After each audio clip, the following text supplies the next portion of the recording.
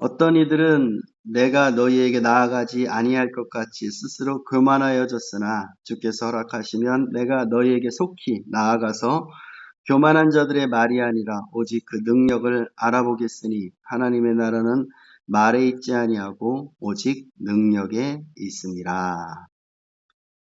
아멘.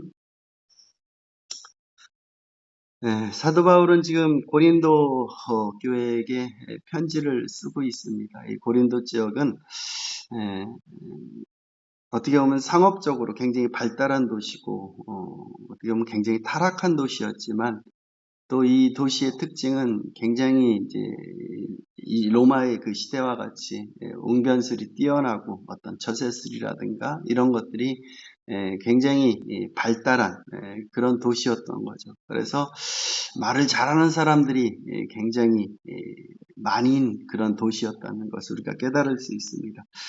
그런데 이 사도 바울이 가서 복음을 전할 때 사도 바울의 생김새나 사도 바울이 어떻게 보면은 가지고 있는 이 말에 어떻게 보면은 조금 화려하지는 않았던 것 같습니다.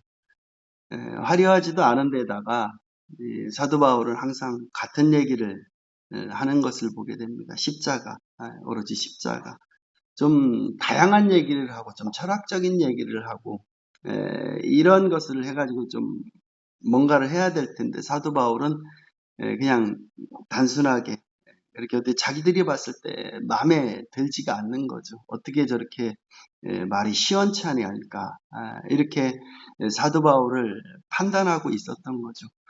그래서 사도 바울은 그 교회를 향해서 뭐라고 얘기하느냐? 어떤 이들은 내가 너희에게 나아가지 아니할 것 같이 스스로 교만하여졌다.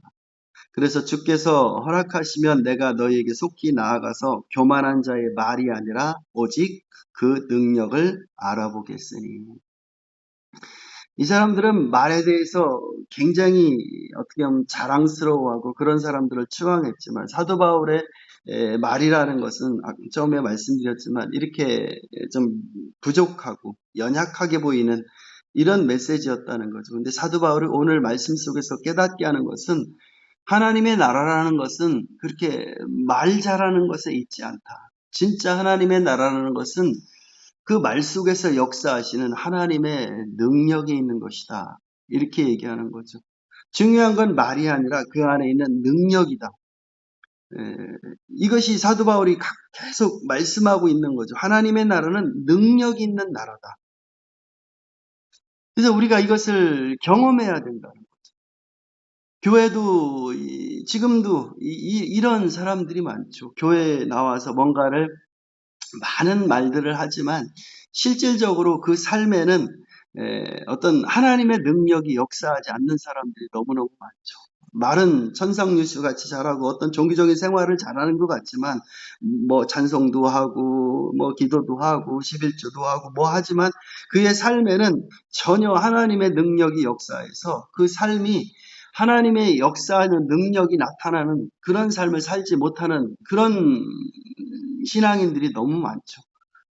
그래서 다른 곳에서 사도 바울은 경건의 모양은 있는데 경건의 능력이 없다. 이렇게 표현하고 있는 것을 보게 됩니다. 그런데 진짜는 하나님의 나라는 말에 있지 않고 능력이 있습니다. 우리 삶을 통해서 사람들에게 영향력을 미치고 내가 갖고 있는 행동을 통해서 하나님 앞에 영향력을 미치고 내 말의 능력 속에서 사람들 속에 무릎 꿇게 만드는 이런 능력이 진정 하나님께서 역사하시는 나라의 능력인데 사람들이 우리를 보고 어떤 영향을 받지 않습니다. 우리가 갖고 있는 행동과 삶을 보고 어떤 영향력이 미치질 못해. 왜? 능력이 없기 때문에 그렇습니다. 그래서 우리는 이 능력을 가져야 된다. 이 능력이 없으면 이 교회가 지금 점점 나약해지는 이유들은 이 능력이 나타나지 않기 때문에 하나님께서 그 사람 속의 역사에서 그 사람을 진정 능력 있는 사람으로 바꾸지 못하기 때문에 세상은 계속 이렇게 나약함 속에 있는 것을 보게 됩니다. 그래서 우리가 생각할 때 교회라고 하는 거, 기독교라고 하는 거, 이거는 단순하게 어떤 그냥 내가 예수 믿어, 예수님 믿을 거야 라고 하는 그런 지적 동요에서 끝나는 게 아니라는 거죠. 진짜 하나님의 능력이 역사하면 내가 그 믿은 대로, 내가 그렇게 내가 고백한 대로 내 삶의 그 고백들이, 내 삶의 그 능력들이 나타나야 된다는 거예요. 그런데 이런 능력들이 전혀 나타나질 않죠. 근데 원래 하나님의 나라는 능력에 있는 거예요. 기독교가 전파되는 곳마다 능력이 나타났습니다. 변화가 일어났고 바꾸는 역사가 일어났어요. 우리가 어떻게 보면 초대교회의 모습을 통해서 우리가 볼 수 있는 것은 세상을 어지럽히는 자, 세상을 바꾸는 사람들이 기독교인이었다는 거예요. 왜? 능력이 나타나니까.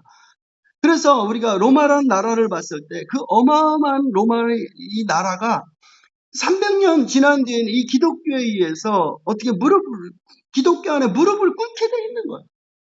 그런 하나님의 능력이 나타나서 그 어마어마한 대제국이 기독교 안에 무릎을 꿇었죠. 나중에 로마가 망할 때에도 그래도 그 나라를 조금이라도 이렇게 부축해 줬었던 것은 기독교가 갖고 있는 이 능력으로 그 나라를 부축하고 있었던 거예요. 하나님의 역사가 나타나는 곳곳마다 어떤 변화가 되고 어떤 새로워지는 역사가 있어요. 우리가 어떻게 보면은 이 많은 것들 중에서 부흥의 역사가 나타나는 곳곳마다 이런 역사가 있더라고요. 우리가 역사적으로 봤을 때 프랑스 혁명이 이 영국에서 나타나지 않은 그런 피해 혁명이 나타나지 않은 결정적인 이유는 부흥의 역사가 있었기 때문에 웨슬리를 통한 그 나라가 하나님의 말씀으로 그런 능력이 나타났기 때문에 피 흘림이 없이 이런 정권 교체가 이루어지는 이런 역사가 있었다는 거죠. 그래서 교회가 가는 곳곳마다 병원이 세워지고 학교가 세워지고 이런 복지시설이 나타나고 이 모든 것들은 복음을 통해서 하나님이 역사하시는 하나님의 능력이었다는 거예요. 그 능력이 지금 우리 가운데 필요한 그런 시대라고 우리는 깨달을 수가 있습니다. 그래서 기독교는 뭐라고 얘기하느냐? 하나님의 능력이다. 하나님의 능력이 나타나는 곳이 곧 기독교다. 이렇게 얘기하죠. 그래서 사도 바울은 로마서 1장에 뭐라고 말씀하시면 복음에는 하나님의 능력이 나타난다는 거예요. 바꿀 수 있는 능력, 변화시킬 수 있는 능력, 이 하나님의 나라는 이 능력의 역사가 나타난 거죠. 사람들이 그렇게 생각합니다. 뭐라고 생각하냐면 내가 교회를 선택하는 거야. 아니요. 그런 사람들은 교회가 아니에요. 내가 이것을 믿고 내가 선택해서 가는 것은 교회가 아니에요. 제자들에게 예수님께서 말씀하시는 게 뭐라고 하냐면 너희가 나를 선택한 것이 아니라 내가 너희를 선택한다는 거예요. 하나님의 나라가 한 영혼 속에 임하는 게 기독교인 거예요. 하나님의 능력이 이 속에 임하는 게 바로 기독교인 거라고요. 능력이라고요. 초대교회의 모습에서 우리가 볼 수 있는 것은 초대교회의 이 제자들의 모습들이 얼마나 나약했는가 이런 것들을 우리가 보면 베드로도 마찬가지죠. 베드로도 어떻게 보면은 자기가 살려고 예수님을 3번이나 부인했습니다.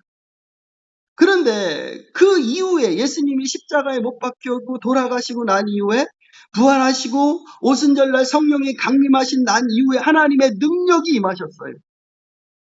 그래서 우리가 사도행전 1장 8절에 말씀드린 것들은 하나님의 성령이 너에 임하시면 능력이 나타나는 거예요. 하나님의 성령이 우리 가운데, 하나님의 나라가 우리 가운데 임하시면 능력이 나타나서 그들이 갖고 있는 베드로가 갖고 있고 제자들이 갖고 있었던 이 두려움이 사라져버리는 거죠. 예수님을 죽였던 그들, 그래서 자기들도 죽이려고 하는 그들을 향해서 하나님의 능력이 나타나니까 담대해져가지고 하나님의 복음을 전파하는 거죠. 전파했더니 그 속에서 첫날에 베드로가 하나님의 능력을 이루어서 전파했더니 3,000명이 돌아오는 엄청난 역사가 있는 거예요. 그래서 하나님의 나라는 능력으로 역사하는 게 바로 하나님의 나라라는 거죠. 이거는 우리가 구약에서도 똑같이 볼 수가 있는 거예요. 하나님은 이 세상을 하나님의 능력으로 바꿔나가고 계시는 거죠. 우리가 가장 잘 볼 수 있는 게 바로 출애굽기에 나오는 그 역사들인 거예요. 이 하나님의 능력이 얼마나 강력하게 역사했는지 시편이나 나오는 이 성경책에서 그 당시 하나님의 능력을 계속 말씀하고 있는 것을 보게 돼요. 이스라엘 백성들은 나약해서 아무것도 할 수가 없었다고요. 바로 밑에서 철저하게 고통 속에서 그 고난 속에서 압박 속에서 거의 죽지 못해 살고 있는 그런 상태에 있었다고요. 그런데 하나님께서 모세를 부르셔서 하나님의 능력으로 그들이 믿고 있었던, 그들이 어떻게 묻고 있었던 그 10가지 이 재앙을 통해서, 그 10가지 재앙은 신학자들이 그들이 믿고 있었던 신을 하나님께서 심판했다고 말씀하는 거죠. 그들을 심판하시고 이스라엘 백성들을 능력으로 끄집어내신 거예요. 이스라엘 백성들이 뭘 해서 그런 게 아니에요. 하나님께서 능력으로 그들을 끄집어내신 거죠. 그래서 이들을 끄집어내셔 하나님이 이 홍해가로 이르렀을 때 그들은 거의 죽음 앞에 있는 그런 상태에 있었다고. 그런데 하나님께서 그의 능력으로 홍해를 가르신 거예요. 홍해를 가르시고 그들을 마른 땅을 통해서 그들을 건져내신 거예요. 이건 하나님이 하신 거예요. 하나님의 능력, 하나님의 나라가 그 속에 임한 거죠. 그것뿐만 아니라 이스라엘 백성들은 도무지 살 수 없는 광야길을 걸었습니다.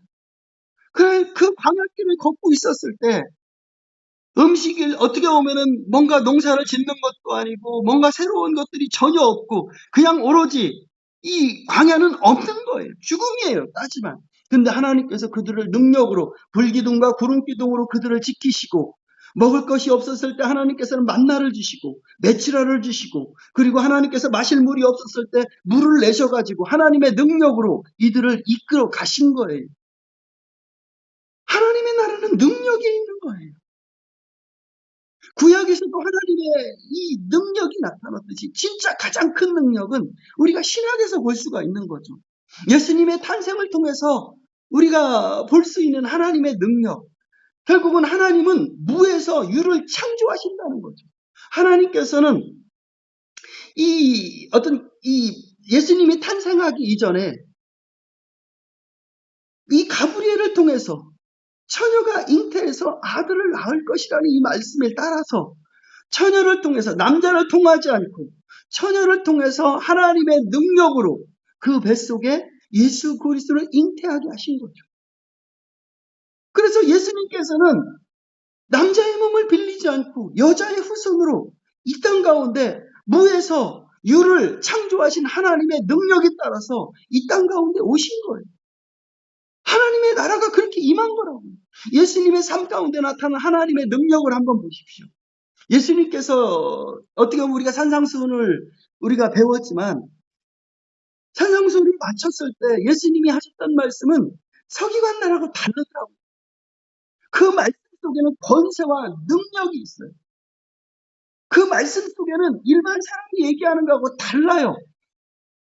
왜 그러냐? 예수님이 배워서 그러느냐? 아니요. 하나님의 능력이 그 안에 성령의 능력이 그 안에 임했기 때문에 예수 그리스도 안에서 나타나는 그 메시지마다 능력이 있어요. 하나님의 능력이 더딥힌 사람들의 메시지는 달라요. 능력이 나타나요. 예수님이 하는 사역들을 전부 보십시오. 하나님의 나라의 능력인 거예요. 귀신을 내어 쫓고 병든 자를 고치고 무리를 걷고 오병이어의 기적을 일으키고 이것은 모두가 하나님의 능력이 나타나는 하나님의 나라의 가장 중요한 현상들인 거예요. 하나님의 능력이 그렇게 나타나는 거예요. 그리고 최고의 능력은 어디서 우리가 볼 수 있느냐? 예수님께서 십자가에서 죽으시죠. 그리고 어떻게 보면 예수님께서 3일 만에 부활하신 거죠. 죽은 자를 살리신 하나님의 능력이 나타나서 예수를 죽음 가운데 일으켜 세우신 거예요. 하나님의 능력이 거기서 나타나신 거죠. 그래서 로마서 1장에는 원래는 예수님께서는 육신으로는 다윗의 후손으로 나타났지만 성경의 영어로는 죽음 가운데 부활해서 능력으로 하나님의 아들로 인정되신 거예요. 하나님의 능력이 그 속에 나타나신 거예요. 이 하나님의 능력이 제자들을 통해도 똑같이 아까 처음에 말씀드렸지만 그렇게 나타나게 돼 있는 거예요. 두려움과 무서움과 이런 속에 있었던 이 사도들의 마음 속에 하나님의 능력이 임하니까 이들 속에는 그 두려움이 떨어져 나고 담대하게 하나님의 복음을 그 자기를 죽이겠다고 하는 사람 누가 너희 말을 듣는 것이 옳으냐 하나님의 말씀을 듣는 것이 옳으냐라고 하는 이런 담대함이 그들 속에 나타난 거예요. 그것이 하나님의 능력이고 하나님의 나라인 거죠. 이 하나님의 나라가 지금 우리 가운데 나타나야 된다. 그래서 교회라는 것, 기독교라는 것은 바로 하나님의 이 능력이 나타난 사람들인 거예요. 우리는 원래 죽어있는 사람들인 거예요. 하나님께서 말씀하셨지, 창세기에 말씀하셨듯이 이미 죽은 자 가운데 있는 거예요. 네가 이 선악과를 따먹으면 반드시 죽는다. 하나님의 생명에서 떠나 있다. 하나님의 입장에서 봤을 땐 예수님께서 죽으셨듯이 우리가 죽어있는 상태 속에서 하나님께서는 우리를 살려내신 거예요. 하나님의 능력으로. 그럼 어떻게 살려내시느냐? 하나님께서 우리를 살려내시는 첫 번째 능력은 하나님의 말씀을 통해서 우리 가운데 역사하시는데 하나님의 말씀이 우리 가운데 들어오셔서 첫 번째 살리는 첫 번째 일들은 어떻게 이루어지느냐면 우리 안에 죄를 깨닫게 합니다. 베드로가 복음을 전파했을 때 그 베드로의 복음을 듣고 있었던 이 사람들은 어떻게 하느냐? 어찌할꼬 형제들아 어찌할꼬 이렇게 두려운 마음이 들었어요. 왜? 베드로를 통해서 하나님의 능력이 나타나니까 하나님을 직면하게 돼 있는 거예요. 하나님 앞에 서게 돼 있는 거예요. 그 전까지만 해도 예수를 죽이는 것이 지극히 당연하다고 생각하고 그것을 합당하게 여기면서 그렇게 큰 소리 쳤던 사람들 속에 너희들이 죽인 그분이 바로 하나님의 아들 예수 그리스도다. 하나님의 아들. 그분을 너희가 죽였다. 빌라도의 손을 빌려서 너희가 죽였다. 이제는 너희를 향한 하나님의 이 진노를 어떻게 할 것이냐. 이것이 깨달아진 거예요. 하나님의 말씀이 그들 속에 들어온 거예요. 그때 그들은 두려운 마음 어떻게 해야 되냐. 어떻게 해야 되냐. 이런 두려운 마음을 주신 거죠. 왜 그러냐. 하나님의 능력이 나타나서 그들 영혼을 깨운 거예요. 하나님의 능력이 나타나지 않으면 이게 들려지지가 않아요. 그 전에 예수님을 십자가에 못 박혀 죽일 때 이들의 마음속에는 완전히 아무것도 들려지지가 않았다고. 아무것도 보여지지가 않았다고. 그런데 하나님께서 하나님의 능력으로 이들의 눈을 뜨게 하신 거예요. 그리고 보게 하신 거예요. 아, 우리가 하나님의 진노를. 아, 우리가 하나님이 이 주신 이 선물을 어떻게 보면 무력화시키고 우리 손으로 저분을 죽였구나. 이런 것들이 눈에 떠지게 된 거예요. 눈에 뜨게 된 거예요. 그게 바로 하나님의 능력인 거예요. 우리 안에도 진정 하나님의 능력은 어떻게 나타나냐면 우리가 죄악 가운데 있다. 하나님 앞에 내가 어떻게 설까? 나 같은 죄인이 하나님 앞에 어떻게 설까? 욥이 고백했던 것 같이 우리가 의로우신 하나님 앞에 어떻게 설 수 있을까? 하나님은 죄가 도무지 없으시고 거룩하고 완전하시고 완전한 의의 하나님인데 이 죄 많은 내가 하나님 앞에 어떻게 설 수 있을까? 조금이라도 내가 죄가 있다면 나는 영원한 지옥불에 떨어질 수밖에 없는데 이걸 깨닫게 하시는 게 바로 하나님의 능력이신 거예요. 그게 우리를 살리신 하나님의 능력인 거죠. 그리고 난 다음에 이제는 우리의 총명이 패해지고 어떻게 보면 이 세상 신에 사로잡혀 있는 거죠. 사도 바울의 말씀에 의하면. 이 세상은 이 세상 신에 사로잡혀가지고 하나님의 이 주신 이 놀라운 능력들을 전혀 경험하지 못하고 알지도 못하고 깨닫지도 못하는 거죠. 그래서 고린도서 2장에 말씀했던 것 같이 이 세상에 있는 이 사람들이, 이 지혜로운 사람들이 하나님의 이 메시지를 깨달을 능력이 없는 거예요. 그래서 하나님께서는 우리 가운데 성령을 보내주셔서 우리 눈을 뜨게 하시고 우리를 귀를 열게 하셔서 하나님의 메시지, 하나님의 아들 예수 그리스도의 메시지를 받아들이게 하는 그런 능력을 우리에게 주신 거예요. 그러니까 예수님이 옆에 있어도 알지도 못하고 예수님이 하나님의 아들이신 것을 바라보지도 못하고 느끼지도 깨닫지 못해. 왜 죽어 있으니까. 그런데 우리를 살리셔서 예수 그리스도가 하나님의 아들이시고 예수 그리스도가 나를 위해서 돌아가셨고 예수 그리스도가 나를 의롭다 하시기 위해서 살아가 나셨다는 이 메시지가 내가 이해가 되고 깨달아지고 알아지는 거예요. 이게 바로 하나님께서 나에게 주신 능력인 거예요. 이 사람 속에 하나님께서는 뭘 집어넣냐? 이 죽은 이 속에다가 하나님께서 생명을 집어넣으신 거예요. 예수 그리스도의 생명. 이전에는 내가 죽어서 내가 맘대로 내 생각대로 내 정욕대로 내가 하고 싶은 대로 살아갔던 이 죽은 나에게 오로지 생명이 아니라 오로지 생존하기 위해서 무엇을 먹을까 무엇을 마실까 무엇을 입을까 온통 그거에서 온통 내 모든 것들이 바쳤던 내 속에 하나님 예수 그리스도의 생명을 나에게 주셔서 이것은 살아있는 것이 아니구나. 이것은 내 영혼에 대한 문제가 아닙니다. 내 영혼이 살아나고 내 영혼이 거듭나서 이제는 내가 하나님 앞에 설 수 있는 길이 뭔가를 다시 볼 수 있는 이런 새로운 판단력, 새로운 가치관, 새로운 이 생각들을 내 속에 집어넣으신 거예요. 그게 하나님이 우리에게 주신 생명, 중생, 거듭남, 이게 바로 하나님의 생명인 거예요. 내 안에 바로 이 하나님의 생명을 집어넣으신 거예요. 누가? 하나님께서 나를 그렇게 살려내신 거예요.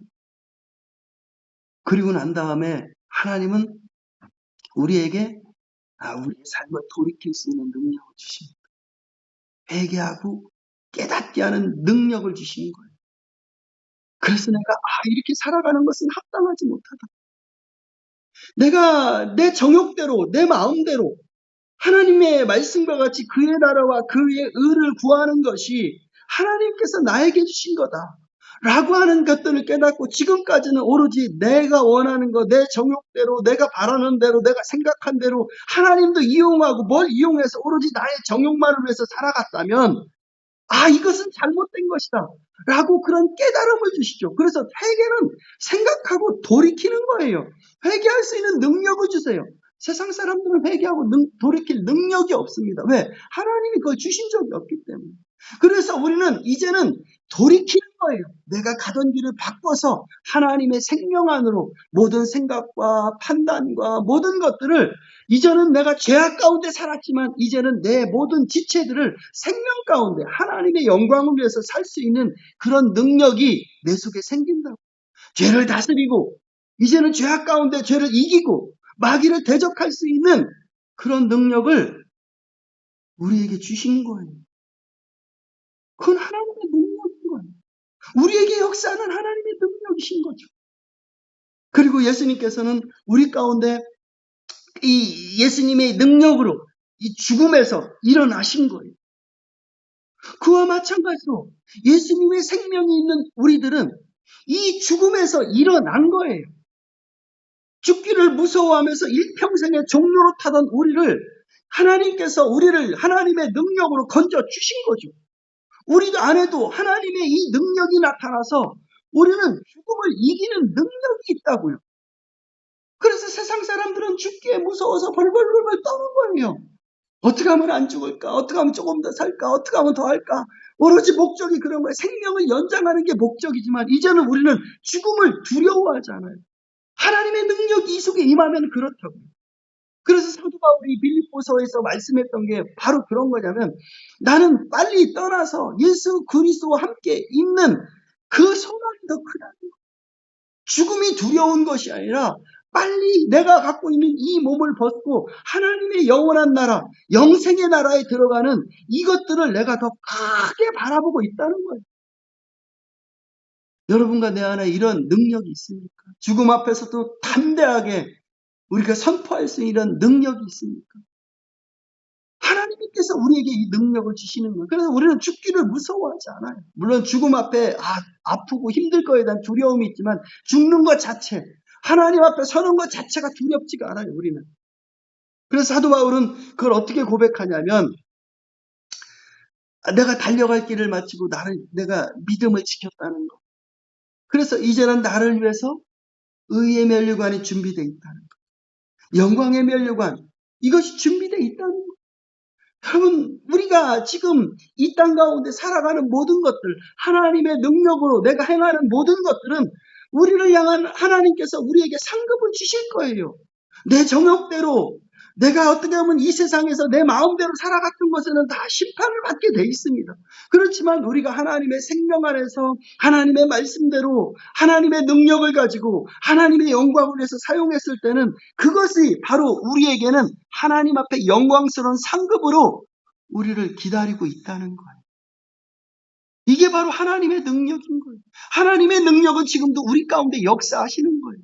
그래서 내가 하나님의 말씀에 순종하고 하나님의 말씀 속에 살아가는 순간부터 우리는 우리의 주의를 바꿀 수 있는 능력이 생기는 거예요.